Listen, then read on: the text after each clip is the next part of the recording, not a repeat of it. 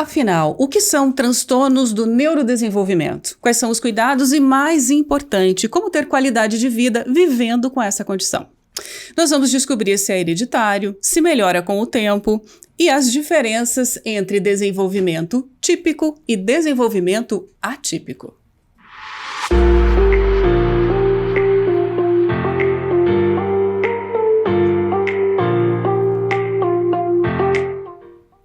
Olá, eu sou Márcia Sickel e nesse podcast nós falamos sobre tudo que torna a vida das pessoas melhor.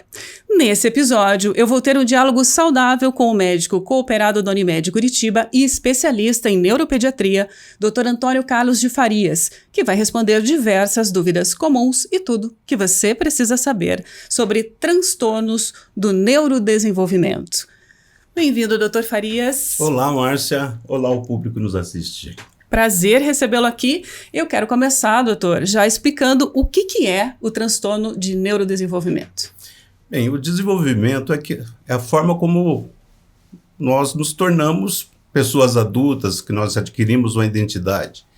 E as pessoas não nascem prontas.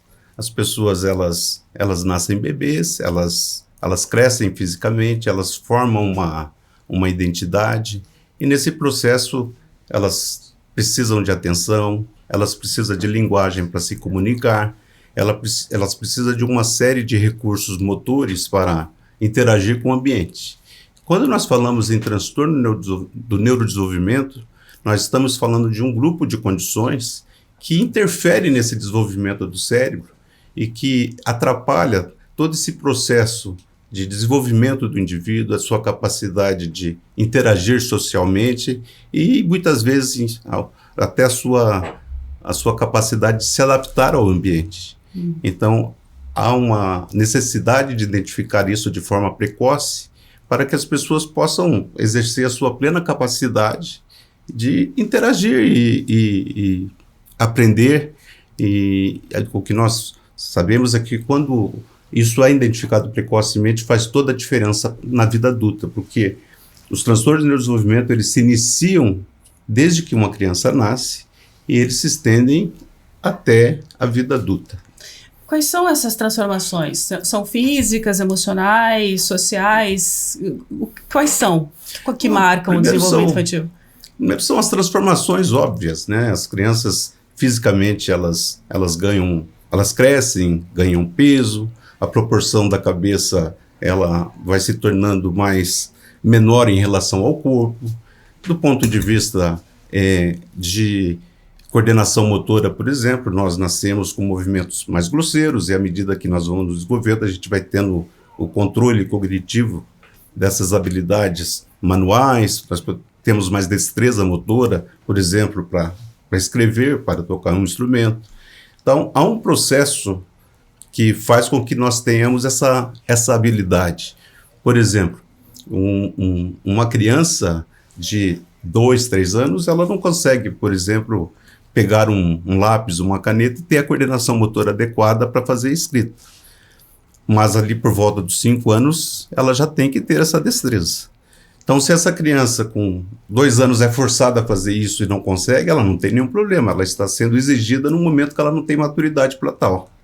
Mas quando ela está com 6, 7 anos e tem muita dificuldade com a coordenação motora, nós estamos falando de um transtorno do neurodesenvolvimento de funções motoras, né?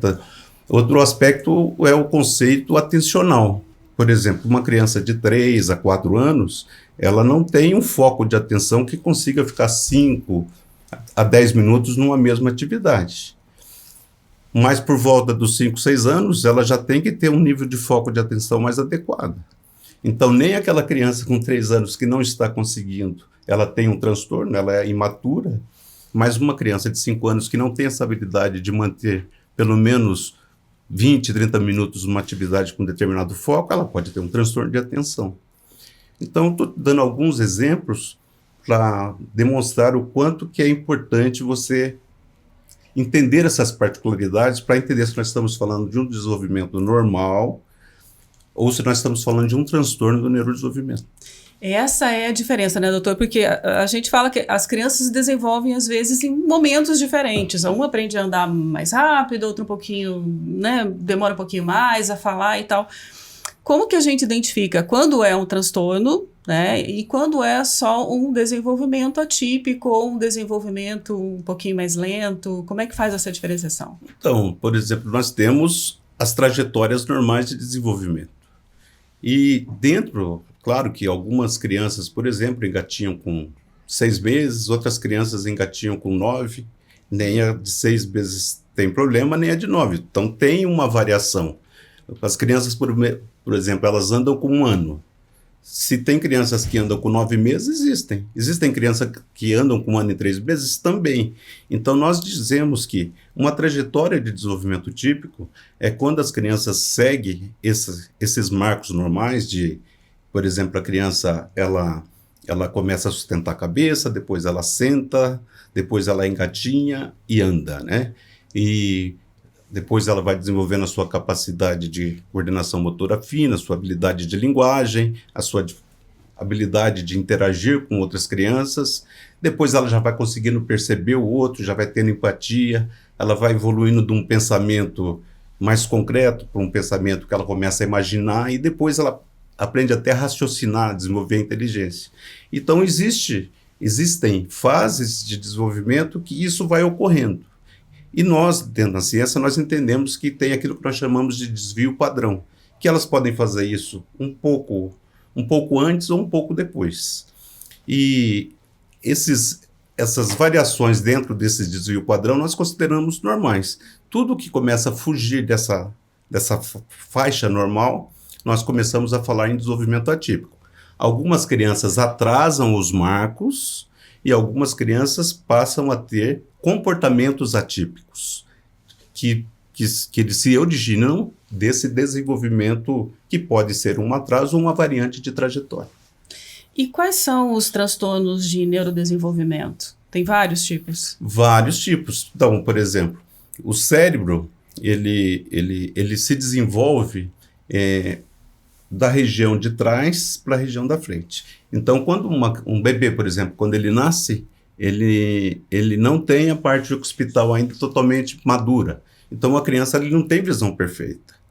Então, na medida que ele vai tendo esse processo de amadurecimento, que nós chamamos de formação de sinapse e mielinização, ele vai melhorando a visão. Depois, à medida que isso vai chegando na parte mais temporal do cérebro, ele vai tendo melhor capacidade auditiva. E quando chega na região frontal, ele vai conseguindo ter um melhor foco de atenção, uma melhor capacidade de reflexão. Então, esses transtornos de neurodesenvolvimento, eles podem comprometer, por exemplo, função motora. Nós chamamos transtorno do desenvolvimento da coordenação. Eles podem comprometer a atenção, transtorno do déficit de atenção. Eles podem comprometer a capacidade da criança ter uma habilidade de parar, pensar e refletir, que nós chamamos de transtorno dos comportamentos disruptivos, que são as crianças, por exemplo, que são opositivas, desafiadoras, ou que têm transtorno de déficit de atenção, com hiperatividade e impulsividade. Também tem crianças que têm problemas de desenvolvimento de linguagem. Então, nós chamamos de transtorno do desenvolvimento da linguagem. Pode ser articulatório, pode ser de compreensão, pode ser de expressão. São todos eles podem vir de forma combinada ou podem cada um ter as suas características individuais.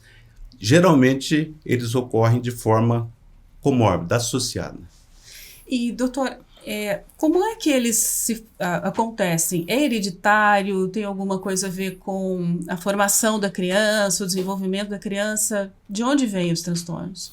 Então, hoje nós falamos muito dentro do que nós chamamos de um modelo epigenético. O que é um modelo epigenético? É que nós herdamos os genes dos nossos pais e dentro desses genes que está em cada uma das nossas células, existe toda a instrução para o desenvolvimento do corpo. E nesses genes, muitas vezes, existem as instruções, por exemplo, para que ocorra a formação de sinapses, para que ocorra a produção de hormônio, para que ocorra a produção de neurotransmissores, e no começo, para toda essa formação da estrutura do cérebro. Mas o cérebro ele não nasce pronto. Na medida que nós vamos tendo essa interface com o ambiente, se relacionando com o ambiente, nós temos que nos adaptar a ele.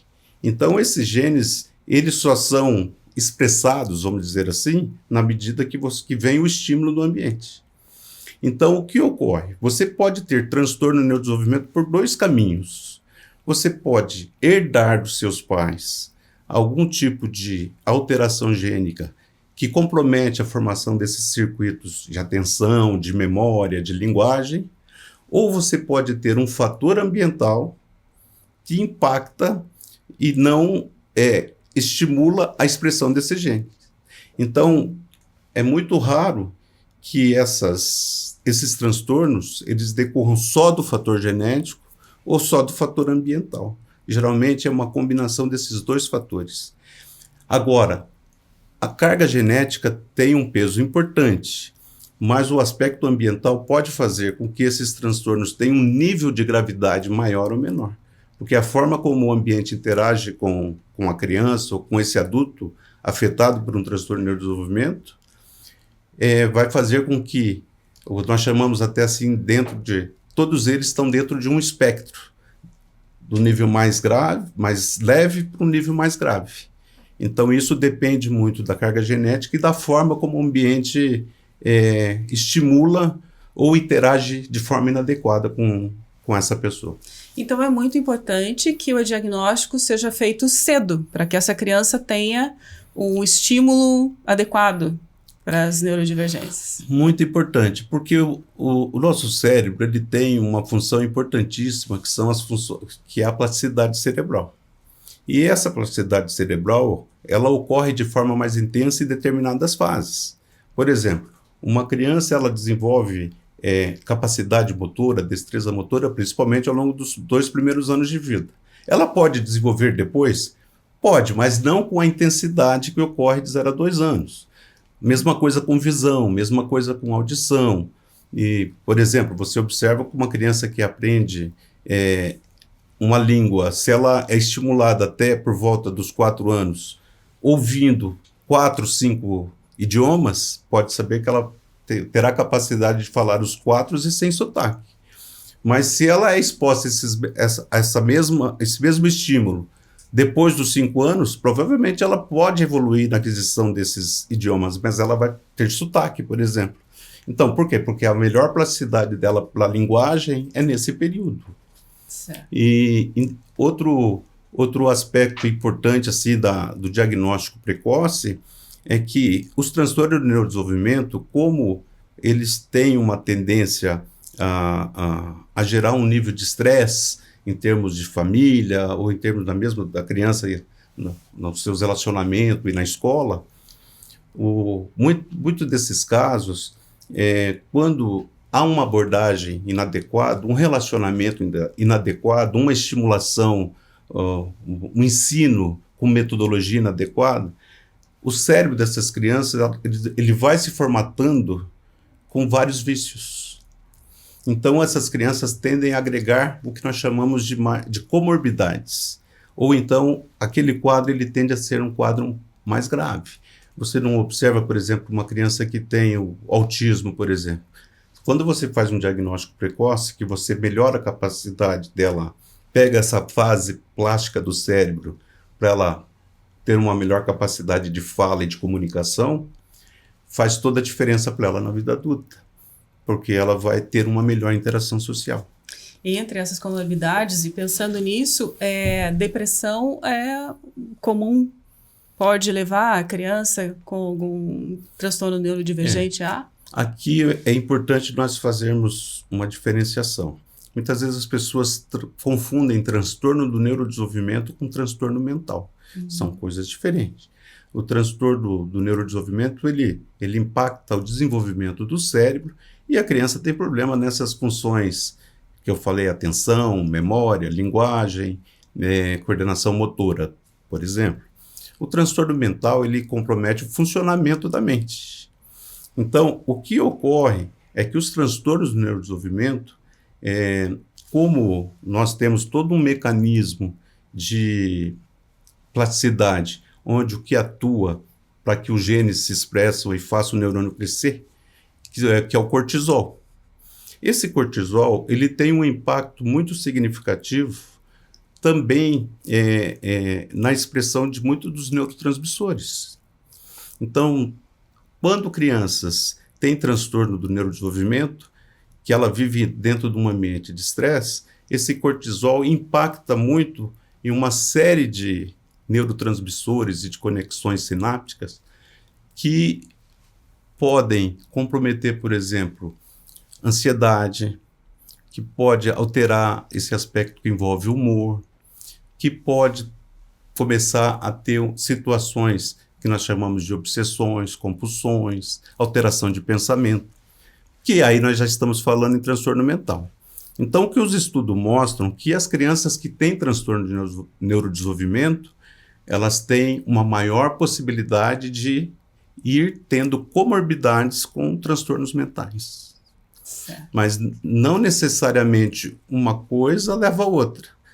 Então, o fato é que precisamos também, ao identificar precocemente essas situações, nós estamos prevenindo que ocorram comorbidades futuras com situações, por exemplo, como depressão, como ansiedade e como tantos outros transtornos mentais. E o contrário, doutor?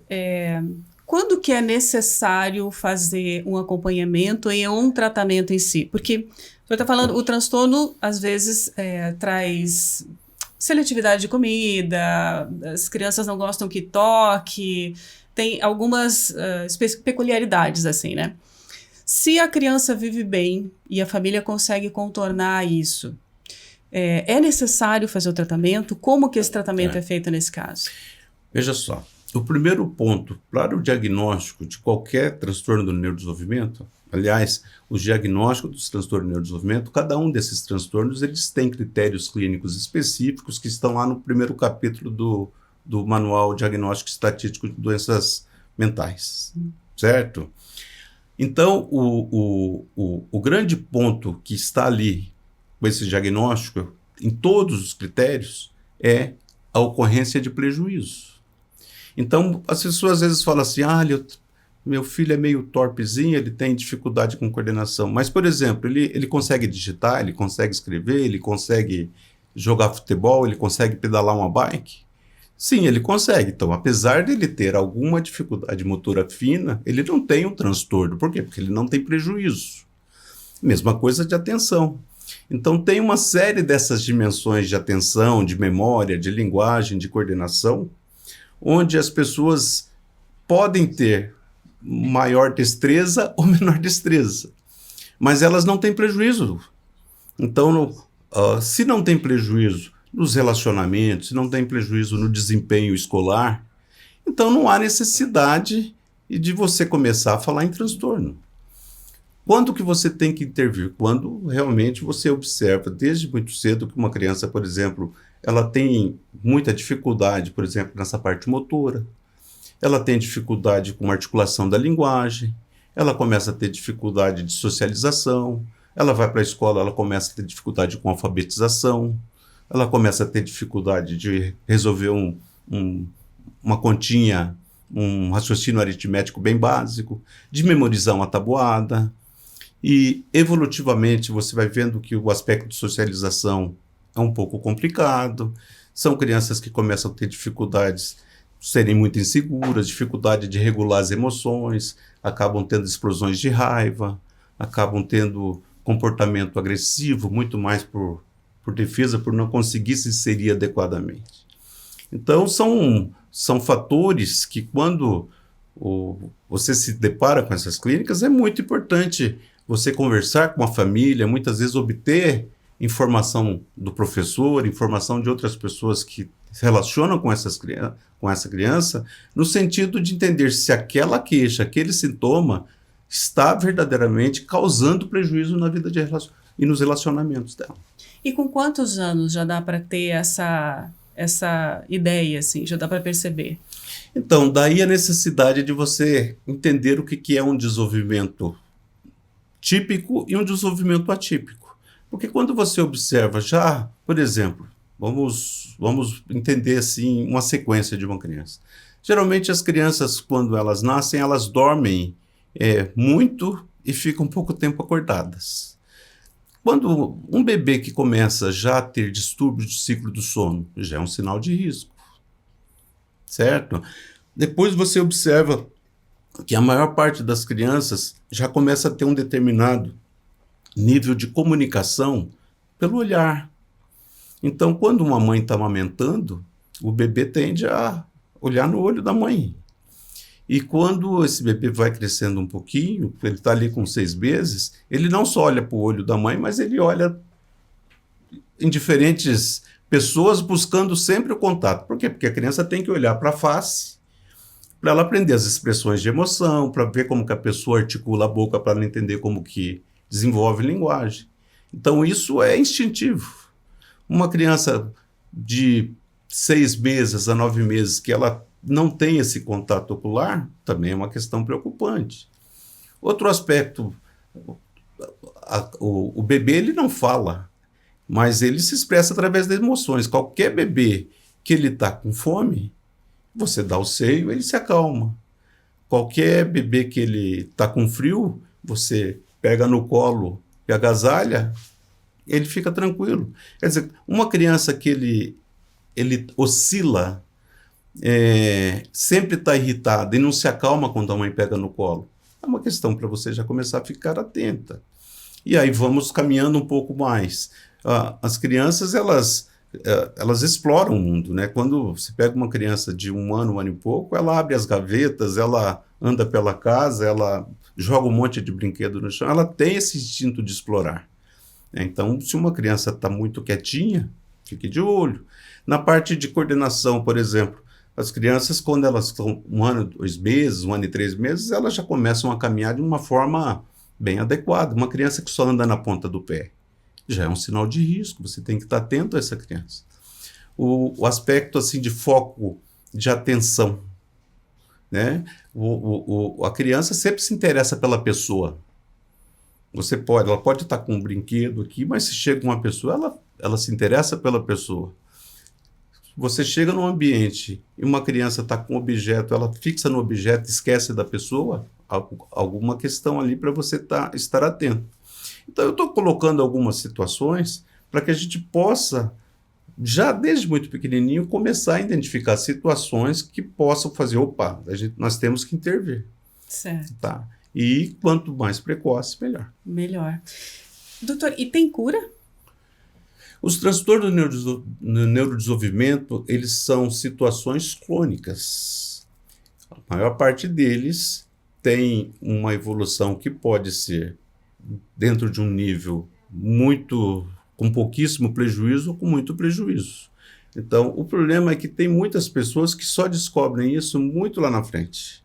Então, eu, por exemplo, que já acompanho crianças há mais de 30 anos, então eu observo o quanto que faz diferença a questão do diagnóstico precoce, porque hoje é muito comum eu ter, por exemplo, pacientes que têm TDAH, que têm transtorno do espectro autista, que têm dislexia, que os pais levam essa criança lá com 7, 8 anos para fazer uma consulta, até para a criança já tá um pouco tarde, e passa depois de 2, 3 consultas, o pai fala assim, eu acho que eu tenho isso aí.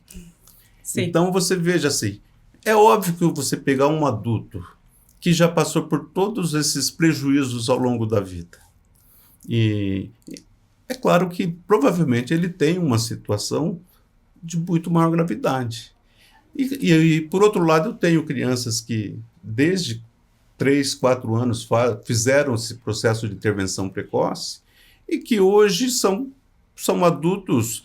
Eu sempre tenho orgulho de falar que eu tenho meus pacientinhos que estão em universidades americanas, que são pilotos de avião, que são jogadores de futebol, que são médicos. E qual que foi a diferença? Né? Porque muitos deles tinham o transtorno. Foi exatamente essa identificação precoce e o tratamento adequado. Isso é que é importante falar, né, doutor? A questão do diagnóstico é é a questão para fazer o tratamento, mas isso não quer dizer que não vá dar certo, que a pessoa não vá ter sucesso na vida ou nada disso. O importante é diagnosticar cedo e começar com... Aí o tratamento é terapias e medicamentos, conforme o transtorno, as duas associadas. Olha, o primeiro ponto é identificar, ter um diagnóstico adequado. Mas em todos eles existem terapias, práticas educacionais, né? Porque às vezes as pessoas ficam muito focadas de levar uma criança para um set de terapia.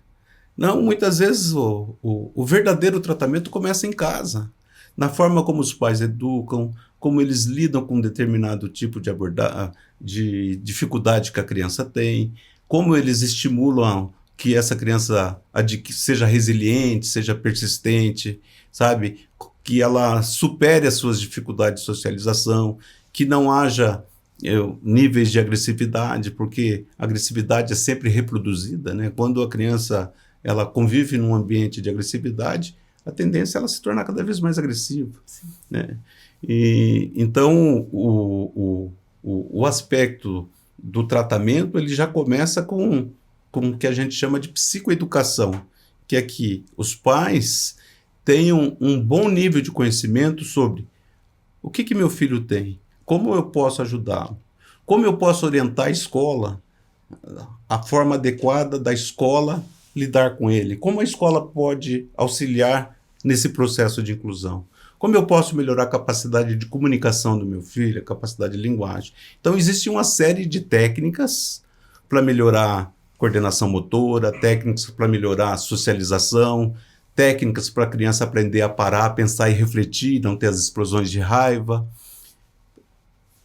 Isso são medidas de ordem comportamental. Agora, é óbvio que tem situações que crianças que têm níveis de agressividade impulsiva muito significativa, crianças que têm déficits atencionais que interferem muito no desempenho escolar, crianças que têm níveis de ansiedade que comprometem muito tanto os relacionamentos como a autonomia. Então, nesses casos, a gente pode, numa situação ou outra, estar lidando com o uso de medicamentos. Certo. A gente falou bastante de crianças, né? Da identificação em crianças. Mas como é que é no adulto? A identificação do transtorno e o tratamento? Então, como eu falei para você, infelizmente, nós lidamos ainda com muitas situações de diagnóstico tardio. Muitos adultos que começam a ter a percepção hoje, por exemplo, com a comunicação muito mais ampliada em relação, por exemplo, ao TDAH, em relação ao transtorno do espectro autista, esses adultos, geralmente, eles já chegam ao neurologista, ao psiquiatra, com muitos prejuízos, né? Então, assim, o primeiro ponto é entender o quanto que a pessoa está adaptada àquela situação que ela tem. Porque eu, por exemplo, eu tenho muitos adultos que são afetados por transtorno de atenção, que eles conseguiram organizar em termos de agenda, em termos de estrutura de horários, em termos de, até com a questão do uso do medicamento, que eles têm uma qualidade de vida adequada. E, então, o diagnóstico por si não implica que a pessoa terá que usar medicação. É preciso entender qual que é o impacto que aquele sintoma está causando na vida da pessoa. Se ela vive bem, convive bem em sociedade com ela, com aquele transtorno, consegue criar hábitos que auxiliem, está tudo certo. Veja, assim, muitas vezes tem até alguns sintomas, por exemplo, as crianças com TDAH, muitas delas são muito sociáveis, são muito expansivas e são líderes, às vezes, dentro de um ambiente escolar. E, às vezes, o prejuízo é basicamente em termos de desempenho escolar, porque não consegue manter um foco numa leitura, não consegue ficar 20 minutos assistindo uma aula, né? Ensino à distância, então, nem se fala, né? Essa dificuldade de manter foco. Então, apesar de não ter prejuízo em relacionamentos, ela pode ter um prejuízo específico em desempenho. Então, você tem que entender a rotina, entender a forma como que esse transtorno está impactando.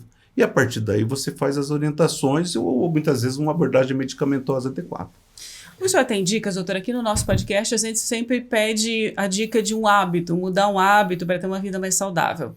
Nesse caso, o senhor tem algumas dicas de hábitos que as pessoas com algum tipo de transtorno possam adotar na vida para ter uma vida Vários, melhor? né? Você veja, assim, os neurotransmissores do cérebro, eles se originam muito de alguns aminoácidos que vão pela alimentação. Então, uma alimentação saudável é muito importante para fornecer os nutrientes, por exemplo, para a serotonina, para a dopamina. Então, a alimentação saudável é uma questão essencial para você manter nós sabemos que tem alimentos que podem te deixar mais desatento, e tem alimentos que melhoram a sua atenção. Na atividade física, por exemplo. Atividade física melhora o aporte de sangue no cérebro, melhora a vascularização, melhora a facilidade com que se formam as sinapses no cérebro. Então, nós sabemos que uma atividade física bem direcionada, ela acaba impactando em outras funções cerebrais. Então, por exemplo, crianças que praticam atividade física, às vezes começam a ter melhor desempenho em matemática, crianças que têm atividade física começam a ter melhor ritmo para cantar, para dançar, e a música tem impacto na matemática, a atividade física pode ter impacto em outras destrezas motoras que a criança precisa. Então, e no adulto é a mesma coisa. Tem um paralelo que eu faço, que as pessoas sempre falam, preciso melhorar meu preparo físico. Né? Se você vai em algum esporte, você faz todo um trabalho até você ter esse preparo físico. Só que também existe um preparo cognitivo. E quando a gente fala em cognição, nós estamos falando em atenção, estamos falando em memória, estamos falando em linguagem. Então, existe também uma série de exercícios, vamos dizer assim, que melhora essa condição cognitiva. Isso é muito importante. Então, eu já falei para você de alimentação, já falei de atividade física, sono. Grande parte dos problemas de neurodesenvolvimento e dos transtornos mentais, eles são agravados por hábitos do sono inadequado. Então, uma higiene do sono é fundamental. Então, são situações muito simples, né? Às vezes simples, mas difíceis às vezes de serem incorporadas em nossa rotina, que pode fazer toda a diferença no desenvolvimento neuropsicomotor, vamos dizer assim. Parece que o segredo é sempre esse, né, doutor? Boa alimentação, exercício físico, dormir bem, porque isso vale para crianças e adultos, né? Até eu estava lendo um artigo científico muito interessante de crianças que fizeram vários tipos de exercícios físicos direcionados a melhorar a parte do cerebelo, né, que é parte de coordenação motora, por exemplo, alguns exercícios de equilíbrio sobre a bola. Existiam alguns tipos de exercícios físicos que elas faziam, e depois de uma forma estruturada realizando esses exercícios, 6 meses depois, eles fizeram um teste de atenção, onde fizeram uma pontuação desses testes antes dessas atividades físicas de forma consistente e depois, sem medicação. E fizeram um grupo controle de crianças que fizeram atividade física e crianças que não fizeram. A pontuação nos testes de atenção foi muito superior nas crianças que praticaram atividade física. Então, isso faz toda a diferença. Sim. Sensacional. Muito obrigada, doutor. Muito obrigada pelas informações. Foi um prazer ter o senhor aqui. Espero que a gente possa conversar outras vezes. Eu te agradeço, Márcia. Muito obrigado pela oportunidade de estar aqui com você. Foi um prazer. E a você também que nos acompanhou até agora, muito obrigado pela sua companhia. Se você gostou do tema, não esquece de compartilhar esse podcast com todo mundo para ter essas informações que são super importantes, tá bom? E eu te encontro no nosso próximo Diálogo Saudável. Muito obrigada e até lá.